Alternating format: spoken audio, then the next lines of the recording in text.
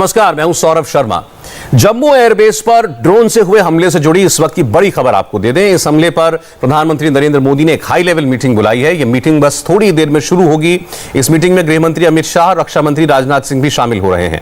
रक्षा मंत्री राजनाथ सिंह मीटिंग के लिए पीएम आवास पर पहुंच चुके हैं। इस मीटिंग से पहले एयरफोर्स चीफ आरकेएस भदौरिया ने रक्षा मंत्री राजनाथ सिंह को ब्रीफ किया है। एयरफोर्स चीफ ने रक्षा मंत्री को जम्मू ड्रोन अटैक की पूरी डिटेल्स दी। 2 दिन पहले जम्मू एयरफोर्स स्टेशन पर ड्रोन से हमले की कोशिश हुई थी और उसके बाद जम्मू के कालूचक में भी 2 ड्रोन्स दिखाई दिए थे। अब एक बार फिर 3 ड्रोन्स देखे जाने का दावा स्थानीय लोग कर रहे हैं। हालांकि इसकी पुष्टि अभी सेना के किसी भी अधिकारी ने नहीं की है। ऐसे हालात में प्रधानमंत्री की आज की बैठक बहुत अहम मानी जा रही है। ड्रोन अटैक पर आज की 3 बड़ी खबरें आपको बता दें। प्रधानमंत्री इस हमले पर एक हाई लेवल मीटिंग कर रहे हैं। इसके अलावा भारत ने संयुक्त राष्ट्र में इस मुद्दे को उठाया है। सरकार ने ड्रोन अटैक की पूरी जांच एनआईए के हवाले कर दिया। आप समझ सकते हैं कि इस पूरे हमले को बहुत ही गंभीरता से भारत सरकार के द्वारा लिया जा रहा है। पीएम मोदी की मीटिंग पर सबकी नजर है। इस बीच अब इस मामले की जांच एनआईए करेगी। सरकार ने ड्रोन हमले की जांच एनआईए को सौंप दी है। जम्मू में एक बार फिर आर्मी कैंप के आसपास आसमान में 3 संदिग्ध ड्रोन देखे जाने का दावा भी स्थानीय लोग कर रहे हैं। लोकल लोगों का दावा है कि ये 3 ड्रोन आधी रात 1 बजे से लेकर सुबह 4 बजे के बीच देखे गए और पहला ड्रोन देखने का दावा रत्नूचक में किया गया है। दूसरा ड्रोन कालूचक में देखे जाने का दावा किया गया है और तीसरा ड्रोन कुंजवानी इलाके में देखा गया, ऐसा स्थानीय लोगों ने बताया। आर्मी के मुताबिक वो इस दावे की फिलहाल तहकीकात कर रहे हैं, लेकिन इसकी पुष्टि अभी नहीं की जा सकती है। हमारे साथ बड़े सीनियर मेहमान इस वक्त जुड़े हुए हैं। भारतीय सेना के पूर्व प्रमुख जनरल वीपी सिंह साहब हमारे साथ हैं। जनरल साहब का स्वागत है। और पूर्व आर्मी कमांडर और कश्मीर में लंबे वक्त तक अपनी सेवाएं दे चुके लेफ्टिनेंट जनरल रिटायर्ड सैयद अता हसनैन साहब भी हमारे साथ हैं। जनरल साहब, आपका भी इंडिया टीवी पर मैं स्वागत करता हूं। और हमारे 2 रिपोर्टर्स, हमारे डिफेंस एडिटर मनीष प्रसाद हमारे साथ हैं और हमारे सीनियर एडिटर देवेंद्र पराशर। पहले इस खबर को लेकर एक अपडेट हम दर्शकों के लिए देवेंद्र से लेना चाहते हैं। देवेंद्र, इस मीटिंग के बारे में जैसा हमने बताया, ऐसा लग रहा है कि ये कश्मीर के सिक्योरिटी एस्पेक्ट को लेकर ही प्रधानमंत्री, गृह मंत्री, रक्षा मंत्री आपस में मुलाकात कर रहे हैं। और क्या जानकारी मिल पा रही है? या निश्चित तौर पे उसी मसले पे बैठक हो रही है सौरभ। और सरकार के 2 बड़े सोर्सेज से हमने इस बात को कंफर्म किया था जब आज सुबह इंडिया टीवी ने इस खबर को ब्रेक किया था। और इसमें इन तीनों लोगों के अलावा, मतलब प्रधानमंत्री के साथ रक्षा मंत्री राजनाथ सिंह, गृह मंत्री अमित शाह के साथ राष्ट्रीय सुरक्षा सलाहकार NSA अजीत डोवाल भी यहाँ पे मौजूद थे। और जाहिर तौर पर जिस प्रकार की एक नई चुनौती है, और सौरभ ये बहुत बड़ी चुनौती है, अगर ड्रोन टेक्नोलॉजी का इस्तेमाल टेररिस्ट करने लगे तो अंदाज़ा लगाया जा सकता है कि इसके कितने भयंकर दुष्परिणाम हो सकते हैं। और उस लिहाज से हमारी तैयारी कितनी बड़ी होनी चाहिए। जैसे जियो फेंसिंग का काम अगर हमें करना है तो वो जियो फेंसिंग का काम किस तरीके से होना चाहिए, उसके लिए जितना संसाधन लगेगा, जितनी तकनीक की आवश्यकता होगी, दुनिया के दूसरे देशों को जिस प्रकार से उसको लेकर सहमत होना होगा। तो आपने देखा कि किस प्रकार से यूएन में भी इस मसले को उठाया गया। तो कुल मिलाकर भारत की सरकार बहुत ज़्यादा सजग है। और इसका अंदाज़ा इसी बात से लगाया जा सकता है कि प्रधानमंत्री ने आज इस मसले को लेकर बैठक बुलाई है और इस बैठक में आगे की इस चुनौती से कैसे निपटा जाना है, क्योंकि इसे एक वार्निंग के तौर पर देखा जा रहा था। कल के पिछले मामले को आप देखें तो जो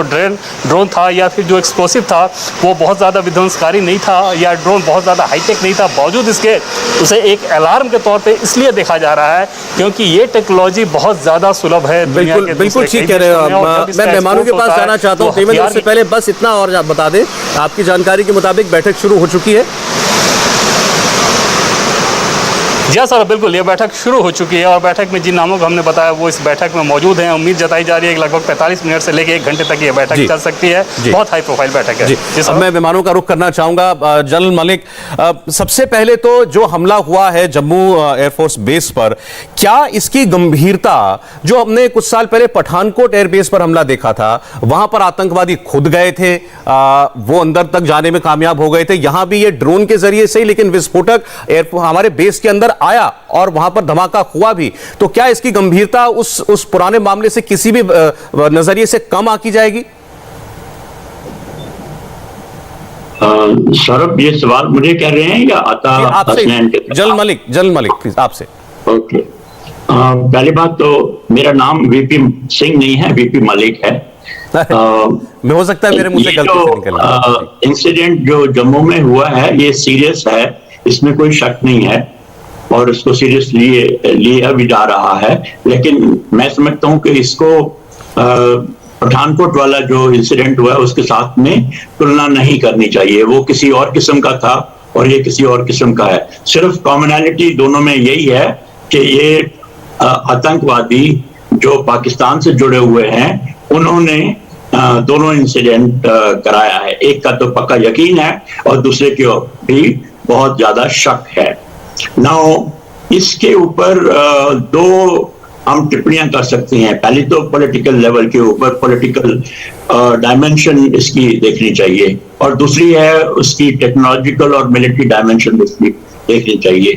तो मैं पहले टेक्नोलॉजिकल या मिलिट्री डायमेंशन आपको उसके बारे में कहना चाहता हूं कि या ये क्वाड्रा हेलीकॉप्टर है या जिसको हम हेक्साकॉप्टर या क्वाड्रा कॉप्टर, जिसके 4 विंग्स होते हैं इंजन के और या 6 होते हैं जी। तो ऐसे जो इंसिडेंट हैं ये काफी देर से होते रहे हैं इंडिया में। पंजाब में बहुत बार हो चुके हैं, इसमें हथियार भी लाए गए हैं, एम्यूनिशन भी लाया गया है और ड्रग्स भी लाए गए हैं। और ऐसे किस्म के उससे भी पहले इराक में और सीरिया में इनका काफी इस्तेमाल किया जा रहा है। और अभी तो पीछे एक लड़ाई हुई है जो यूरोप में, उसमें भी उनका काफी इस्तेमाल हुआ था। तो मैं समझता हूं कि इसके ऊपर पहले से कार्रवाई करनी चाहिए थी, लेकिन अभी जो वार्निंग मिली है अच्छी है, उसके बाद में हमको कार्रवाई करनी चाहिए। और ये जो कार्रवाई है ना सिर्फ उसके डिफेंसिव मेजर देखने चाहिए, किस तरीके से उसको प्रोटेक्ट किया जाए और फिर किस तरीके से उसको न्यूट्रलाइज किया जाए, लेकिन इसके ऑफेंसिव पार्ट्स को भी देखना चाहिए कि अगर हम इनका इस्तेमाल करें दूसरी तरफ तो हम कैसे कर सकते हैं, और उसमें हमारी क्षमता होनी चाहिए, जरूरी होनी चाहिए। पॉलिटिकल साइड के ऊपर मैं सिर्फ यही कहूंगा कि पाकिस्तान को लगता यही है कि ये पाकिस्तान के प्रॉक्सीज कर रहे हैं। मुझे उम्मीद नहीं है कि ये बाहर से पाकिस्तान की तरफ से आई है। जैसे अभी हमको बताया गया है या जिसकी खबर मिली है, ज्यादा शक इसी बात का है कि शायद जम्मू के एरिया में से ही कहीं से उसको उड़ाकर उसके ऊपर नजर रखकर और उसका इस्तेमाल किया गया है। मैं इस पर एक क्लैरिटी चाहूंगा जनरल मलिक आपकी बात पर। आप कह रहे हैं कि आपको नहीं लगता कि इसमें पाकिस्तानी आर्मी के रेगुलर शामिल हो सकते हैं, ये जिसे हम नॉन स्टेट एक्टर्स कहते हैं, उनका ही काम लगता है आपको? अगर नॉन स्टेट एक्टर्स भी हैं, हम सबको मालूम है कि उनको सपोर्ट कौन करता है। उनको सपोर्ट करने वाले पाकिस्तान आर्मी हैं जी। तो अभी जो पायलट है इसका वो नॉन सपोर्ट एक्टर है या पाकिस्तानी आर्मी है, उससे कोई खास फर्क तो पड़ता नहीं है। तो चाहे वो पाकिस्तान आर्मी का आदमी हो या नॉन स्टेट एक्टर किसी टेररिस्ट ऑर्गेनाइजेशन का एलिट या किसी का हो, तो मैं समझता हूं कि एक ही बात है उसकी। ठीक, काफी जवाब सर आपके स्टेटमेंट से मुझे मिले हैं। हमारे पास बचाव की काबिलियत भी होनी चाहिए, पहले से होनी चाहिए थी। हमें इसकी ऑफेंसिव कैपेबिलिटी के बारे में भी अपने पास ताकत रखनी चाहिए। और पॉलिटिकल एस्पेक्ट पर आपने बोला कि अब देखना होगा, इस मीटिंग में वही सब बातें हो रही होंगी जो प्रधानमंत्री आवास पर चल रही है। जनरल हसनैन, बहुत से लोग जो हैं वो शायद अभी भी इस हमले की गंभीरता को ना समझ पा रहे हो, उसे एक पर्सपेक्टिव में रखना मैं चाह रहा हूं कि आप रखें। कुल मिलाकर देखें तो एक दिन हमारे एयरफोर्स स्टेशन पर हमला होता है, दूसरे दिन कोशिश होती है हमारे कालूचक के आर्मी बेस पर हमला करने की, और उसके 2 दिन बाद लोकल्स कहते हैं कि हमने 3 और ड्रोन देखे हैं जिनकी पुष्टि हो रही है। अगर वो बात भी सच पाई जाए तो 3-4 दिनों के अंदर 7 आर्म्ड ड्रोन से हमला करने की कोशिश हुई। तो समझ इसको जरा रखें हमारे सामने कि कितनी बड़ी बात है। बेशक, शुक्रिया बहुत बहुत पहले इस प्रोग्राम में मुझे शामिल करने के लिए। मगर जब जनरल वेद मलिक साहब प्रोग्राम में होते हैं और वो कुछ कहते हैं तो मेरे ख्याल में सब कुछ संक्षेप में वो पहले ही बता देते हैं, तो मेरे लिए बहुत कम है टिप्पणी करना असल में।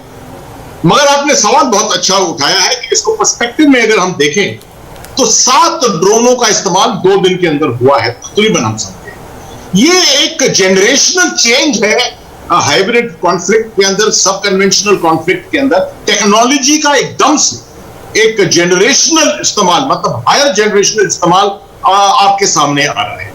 क्या इसके काउंटर मेजर्स दुनिया में हैं?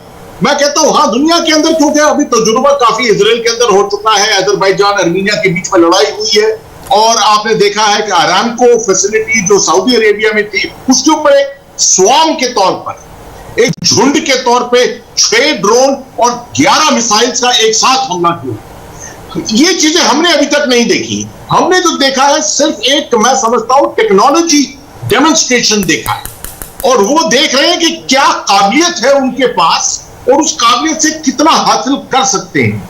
मगर इसी से हम समझ सकते हैं कि खतरा कितना ज्यादा है, कि अगर 2 दिन के अंदर इतना इजाफा हो गया और तो इसके आगे भी हो सकता है। इसको इस पर्सपेक्टिव में भी देखें कि पिछले 2-2.5 साल में, जैसे जनरल मलिक साहब ने आपको बताया, पंजाब में और जम्मू रीजन में ही, जम्मू के कुछ आईबी के रीजन में काफी हद तक लॉजिस्टिक्स के तौर पर हमने देखा है कि छोटे क्वाडकॉप्टर्स का, हेक्साकॉप्टर्स का इस्तेमाल हुआ है, जिसके अंदर एक राइफल, कुछ ग्रेनेड, कुछ एम्युनिशन जो है उसको सप्लाई करने की कोशिश की है। ये सब चीजें टेक्नोलॉजी डेमोन्स्ट्रेशन थी। अब आप देख रहे हैं कि इंटीग्रेशन जो है एक्सप्लोसिव्स का एक क्वाडकॉप्टर के साथ, और साथ में नेविगेशनल एड उसके ऊपर लगा दी, और ये जो है मैं समझता हूं कि ये असलियत जो है, काबिलियत अब आई है उनके पास, जब आप नेविगेशनल एड, हथियार का इस्तेमाल और क्वाडकॉप्टर के साथ इंटीग्रेशन ऑफ टेक्नोलॉजी, इसको सबको हासिल कर लें।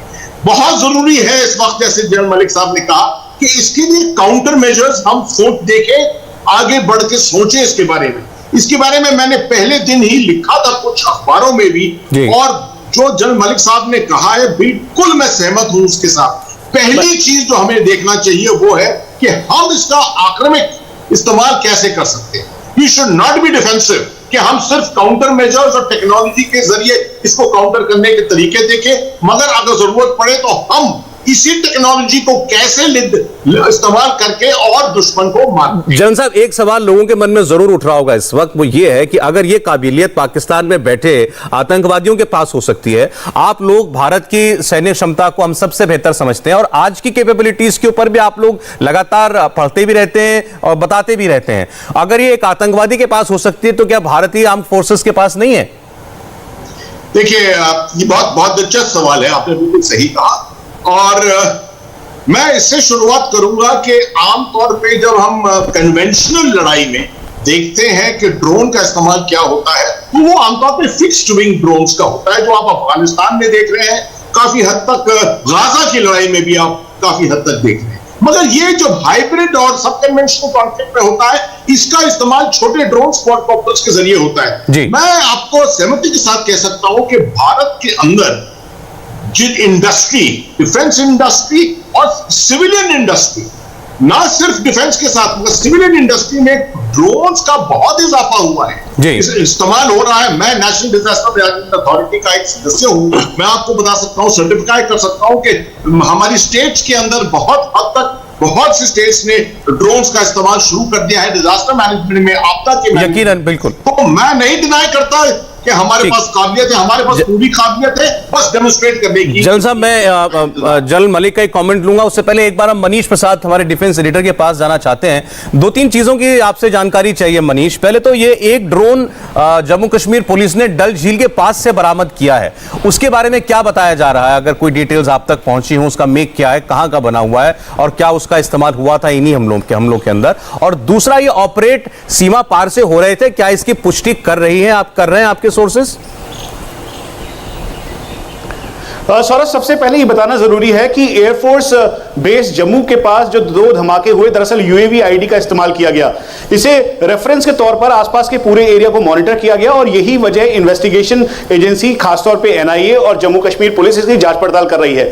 जो सीनियर ऑफिशियल्स हैं जम्मू कश्मीर पुलिस के, वो सस्पेक्ट कर रहे हैं कि इसके पीछे लश्कर का रोल है, क्योंकि इंटरनेशनल बॉर्डर करीबन 14 से 15 किलोमीटर की दूरी पर मल्टी लेयर रडार सिस्टम और साथ में सर्विलेंस सिस्टम है। लो लेवल फ्लाइंग के बाद भी जो ब्लिप है वो विजिबल हो सकता था, इसीलिए इसे रूल आउट नहीं कर रहे, लेकिन फिर भी आसपास ज्यादा मॉनिटर किया जा रहा है। रेफरेंस के तौर पे जो अप्रैल महीने में कोटली के अंदर एक हाई लेवल लश्कर, जैश और पाकिस्तानी आर्मी की मीटिंग हुई थी, जिसमें पाकिस्तान की 505 ब्रिगेड के ब्रिगेड कमांडर, जो कि यूएवी ब्रिगेड है, उसके ब्रिगेड कमांडर ब्रिगेडियर इरफान थे। उन्होंने इसको ट्रेनिंग दी और ऐसा अनुमान लगाया जा रहा है कि उसी के जो हैंडलर्स हैं वो इन्फिल्ट्रेट करके अलग अलग टाइम पर वो आए और फिर उसके बाद ये कार्रवाई को अंजाम दिया। पहली बात। दूसरी बात, मनीष, मैं जानता हूं बहुत इंफॉर्मेशन होगी, लेकिन मेरा वक्त क्योंकि बहुत सीमित थे और मैं जनरल मलिक का एक स्टेटमेंट जरूर लेना चाहता हूं। सर, ये पॉलिटिकल सवाल होगा कि अब अगर सारे हालात आप देखें, कश्मीर में थोड़ी शांति है, अभी कुछ दिनों में कुछ वारदातें जरूर हुई हैं, मगर आमतौर पर इन्फिल्ट्रेशन कम बताई जा रही है,